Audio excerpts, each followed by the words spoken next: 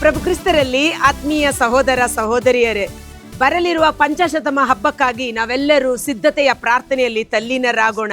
2 Timothy 1ನೇ ಅಧ್ಯಾಯ ವಚನ 6ರಲ್ಲಿ ಸಂತ ಪೌಲರು, ಹಸ್ತನಿಕ್ಷೇಪ ಪ್ರಾರ್ಥನೆ ಮೂಲಕ ನೀವು ಪಡೆದುಕೊಂಡ ಪವಿತ್ರಾತ್ಮರ ವರದಾನಗಳನ್ನು ಪುನಃ ಪ್ರಜ್ವಲಿಸುವಂತೆ ಮಾಡಿ, ಅದಕ್ಕಾಗಿ ನಾನು ನಿಮ್ಮಲ್ಲಿ ಕೇಳಿಕೊಳ್ಳುತ್ತೇನೆ ಎಂಬ ವಾಕ್ಯದಂತೆ ಪಂಚಶತಮದ ಹಬ್ಬಕ್ಕಾಗಿ ನಾವು ಹೆಚ್ಚು ಪ್ರಾರ್ಥನೆಯಲ್ಲಿ ತಲ್ಲೀನರಾಗಿದ್ದು, ಪರಸ್ಪರ ಕ್ಷಮಿಸಿ ಪ್ರೀತಿಸಿ ಪವಿತ್ರಾತ್ಮರ ಅಭಿಷೇಕಕ್ಕಾಗಿ ನಮ್ಮನ್ನೇ ನಾವು ಸಿದ್ಧಪಡಿಸಿಕೊಳ್ಳೋಣ.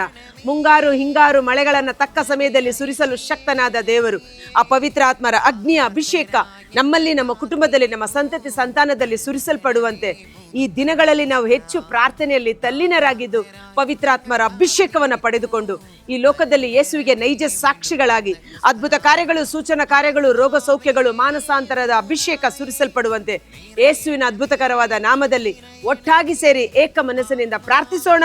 ಪವಿತ್ರಾತ್ಮರಿಂದ ಅಭಿಷೇಕಿಸಲ್ಪಡೋಣ. ಪ್ರೇಷಿತರು ಲೋಕವನ್ನು ಅಲ್ಲೋಲ ಕಲ್ಲೋಲ ಪಡಿಸುವರು ಎಂದು ಪ್ರಖ್ಯಾತರಾದವರು. ಅದೇ ಒಂದು ಅಭಿಷೇಕ ಈ ಇತ್ತೀಚಿನ ದಿನಗಳಲ್ಲಿ ನಮ್ಮ ಮುಖಾಂತರ ನೆರವೇರಿಸಲ್ಪಡುವಂತೆ ನಾವೆಲ್ಲರೂ ಒಟ್ಟಾಗಿ ಸೇರಿ ಪ್ರಾರ್ಥಿಸೋಣ. ಸಿದ್ಧರಾಗಿರಿ. ಪವಿತ್ರಾತ್ಮರ ಪಂಚಶತಮದ ಅಗ್ನಿಯ ಅಭಿಷೇಕಕ್ಕಾಗಿ ಪ್ರಾರ್ಥನೆಯಲ್ಲಿ ಸಿದ್ಧರಾಗಿರಿ.